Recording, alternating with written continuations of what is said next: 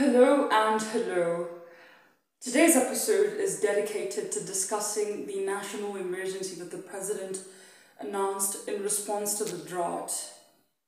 Without further ado, I'm glad with the report. For the power of truth, this is the Glad Report. We hereby declare the prolonged drought spell as a national disaster and emergency. Officially, we're declaring today. And this has been out of scientific work that was done, studies that were done, flights were taken around the country, and other instruments that were used to help us arrive at this decision today.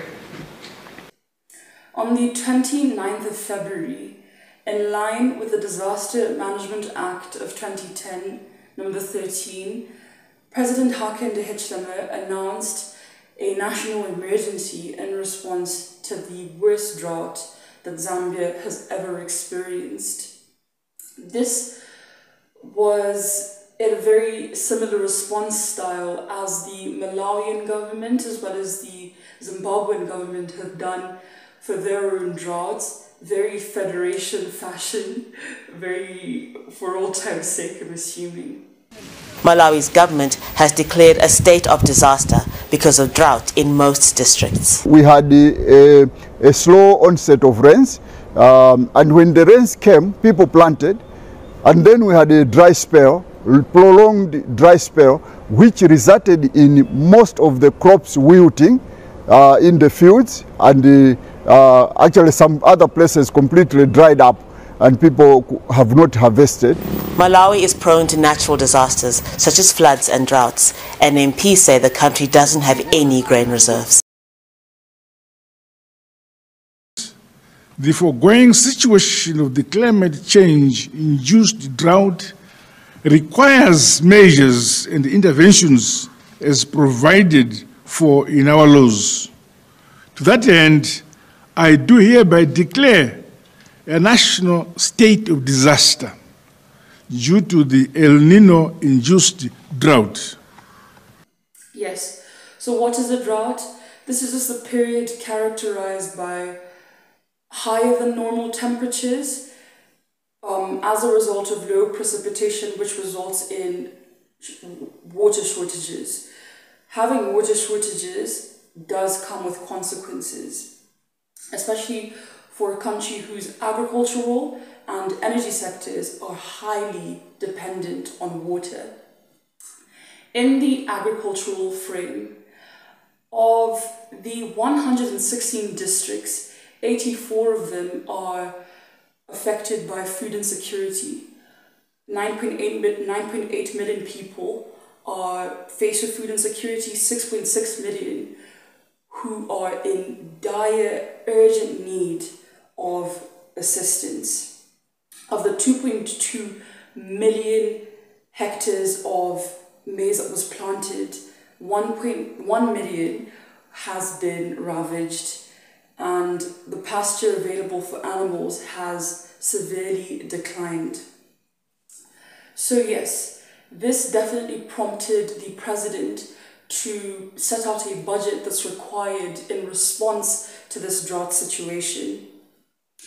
That budget is of 23.5 billion kwacha, which is the equivalent of 940.6 million US dollars. Of that 23.5 billion, only 1.3 billion kwacha is available. Hence, only we are in deficit of 22.2 billion kwacha, which is the equivalent of 889.4 million US dollars. Yes, he is basically appealing to the international community for aid. With a heavy heart, and on behalf of our government and the people of Zambia, we hereby appeal to the international community, our partners within the country, the private sector, the church, and indeed civil society organizations to support our plan financially and materially in mitigating the devastating effects of this drought. What is this money for? Prior to the drought situation, Zambia had 49% of its people failing to meet their daily calorie requirement, and 35% of growths for children were stunted. So obviously a good chunk of that 22.2 billion, of that 23.5 billion, excuse me, is going into food assistance, about 12 billion, and then the rest is going into the education sector, particularly in expanding the school feeding program. Also for the health sector, mainly catering to under 5 children and women. Also in reconsolidating our water irrigation as well as our livestock caring schemes. Yes, in that regard, we've made a passionate appeal to the international community, hoping that perhaps most Western governments like the American or the British or just European altogether may respond, or organizations like the United Nations with its sub-organizations like the Food and Agriculture Organization, as well as the World Food Program, or it could be an organization like USAID responding.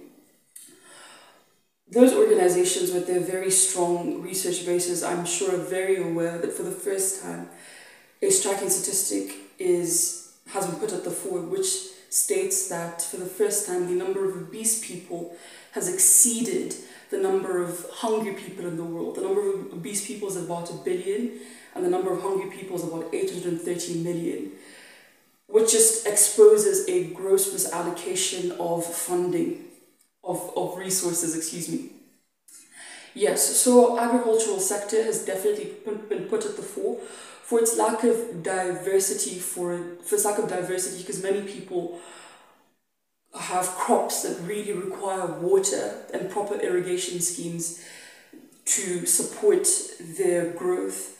So irrigation schemes and just technology in enhancing the genetics of these crops and how we can better farm, we just need more money allocated to that, and the government has suggested that they will put out a long-term plan that will be included in the upcoming budget for how we may improve our agricultural sector in that frame. Also, we are hoping for the social cash transfer to be improved so that many people who are in urgent need of the money will be able to receive money to sustain life. Also, we're hoping that not many people chop down trees or burn down trees, not only to contribute to the rain cycle, but to also make sure that there is pasture for animals to feed on.